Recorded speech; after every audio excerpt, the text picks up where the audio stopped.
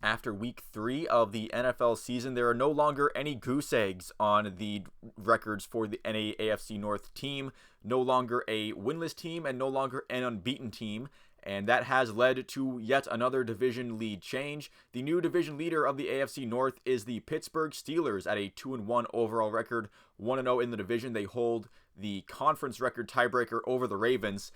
Who would have thought that this would have been the case after week 1? Certainly not me, and certainly not a lot of Steelers fans, judging by how they reacted to their week 1 loss to the 49ers. So I guess the cure for the Pittsburgh Steelers issues is to just put them in night games, as they beat the Raiders 23-18 in Las Vegas on Sunday Night Football. They beat Cleveland on Monday Night Football. Now the Raiders on Sunday Night Football. So I guess playing at night just plays in their advantage for whatever reason. I feel like you can take a lot more away from this win than you could in their win over Cleveland, in my opinion, just because the offense actually had a pulse in this victory over Vegas. And after allowing a touchdown drive from the Raiders in the first quarter, Pittsburgh immediately responded when Pickett found Calvin Austin for a 72-yard touchdown to tie it. Then in the second quarter, with the Ravens driving, Levi Wallace picked off a Jimmy Garoppolo pass. Pittsburgh would turn that into a field goal to take the lead, and they would get another field goal before the end of the first half. The Steelers defense doing a very solid job of keeping the Raiders in check besides that one touchdown drive that they had.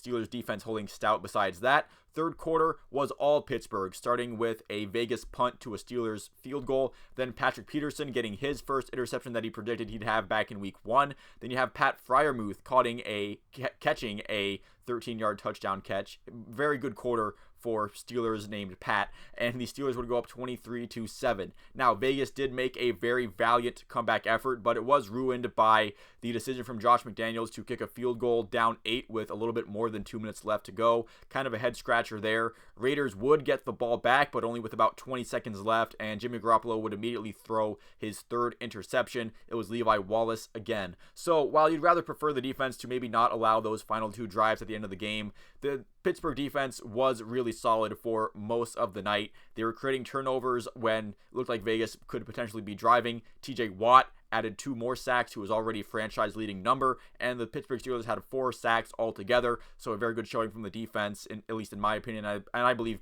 most people watching could tell that the Pittsburgh defense was pretty stout, and the Pittsburgh offense showing some of that motor that was missing in the first 2 weeks of the year. Again, with that obviously week 1 against the 49ers, there was nothing. Even when they won on week 2 against the Browns, not a whole lot to write home about from the offensive side of the ball. But this one, I feel like this win could definitely give Steelers fans some hope for the rest of the season, where if the defense continues to put up impressive performances and the offense can pull their weight a little bit, that could be a recipe for success for the Steelers moving forward. Their next game is on the road against the Texans, a bit of an intriguing matchup as it seems like CJ Stroud in that offense is clicking. We'll see if that continues when they run into Pittsburgh's defense. Then falling to second is the Baltimore Ravens, now 2-1 overall, 1-0 in the division. They lost at home in overtime to the Colts 22-19. The Colts not having Anthony Richardson, he's still out with the concussion. So it was Minshew Mania running wild on Baltimore on Sunday. So at first it seemed like the Ravens were going to have a nice easy time in that one.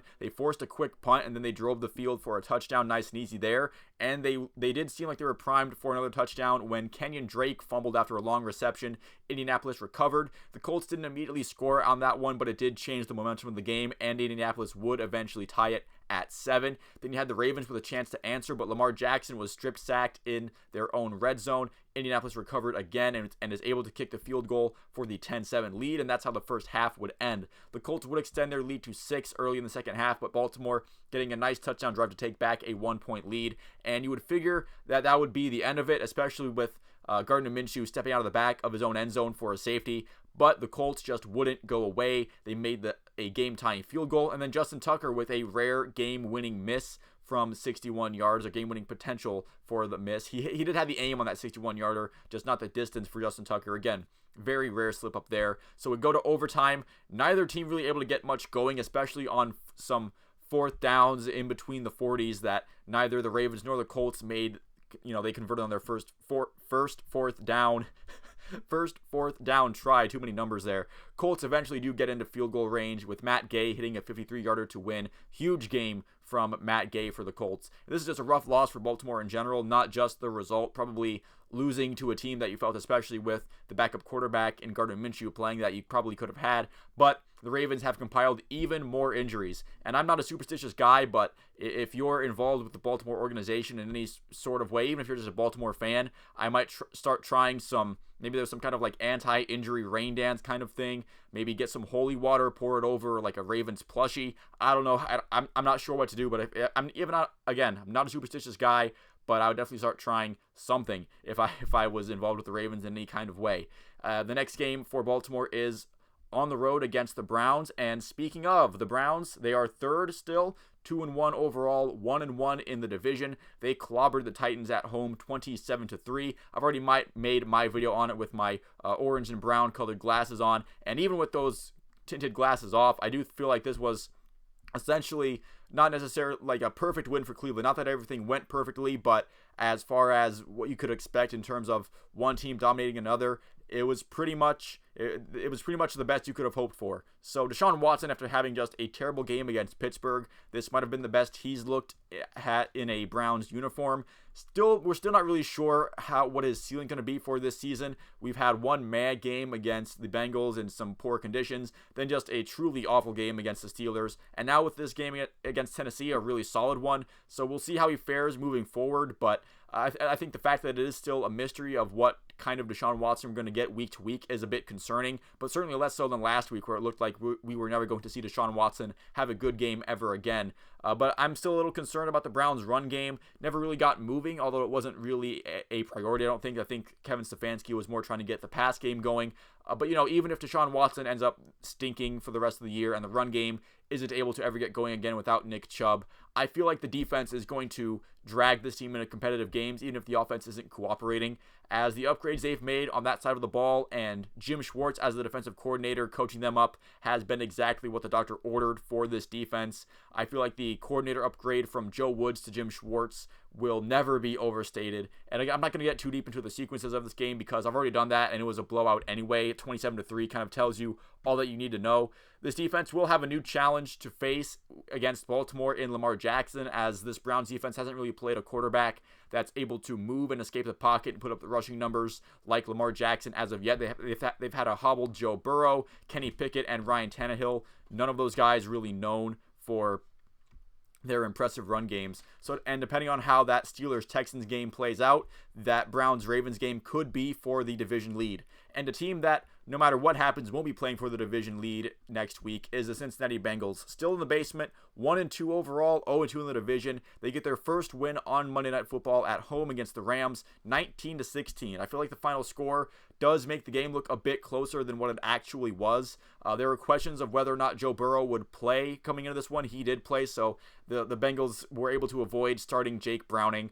The Bengals offense did show a little bit of growth, I thought, in this one. Their first drive getting into field goal range that was missed. However, the pure offensive output wasn't that much different from last week, with the Bengals offense putting up 17, that other 7 coming from a punt return, 19 points this week. I feel like the most notable improvement definitely came on the defensive side of the ball. Trey Hendrickson was a terror on the defensive line against the Rams. He had Logan Wilson with 2 interceptions. Back on the offensive side of the ball, the Joe Burrow-Jamar Chase connection did show up for the first time this season. It didn't result in any touchdowns, but it certainly was there. I remember one throw where Joe Burrow deliberately threw it behind Jamar Chase because that was the only place he could put it, and Jamar Chase kind of knew where it was going and he was able to catch it. So certainly showing off that connection still exists, even with Joe Burrow dealing with the injury that he was. Joe Mixon did pop off throughout the game, I thought, including in his touchdown run. I feel like maybe if Joe Burrow continues to be injured, you could lean on Mixon a little bit more than Zach Taylor has been. The offense, again, the Bengals offense wasn't setting the world on fire, but it did enough to make the defense's stellar performance safe from being ruined. Again, the Bengals defense really stifling the Rams offense for most of this game. They did score that touchdown at the end, but the onside kick didn't go, so didn't end up mattering. Evan McPherson, he made up for his early miss by going 4 for 4 for the rest of the night, including a 54-yarder that put them up 2 scores late in that game. So for the Bengals, that did feel like a must-win. It kind of feels silly describing a game as must-win in Week 3 of the season. But if the Bengals went 0-3 here and they're looking at whatever's coming next, that would not have been good for the Bengals. The Bengals' next game is on the road against the Titans, and if the Titans look like they did against the Browns, then maybe the Bengals could build on the momentum from their win on Monday night and take that into a 500 record, hopefully in week 4. But again, maybe that Titans game was just a fluke for the Titans, and Derrick Henry and DeAndre Hopkins show up.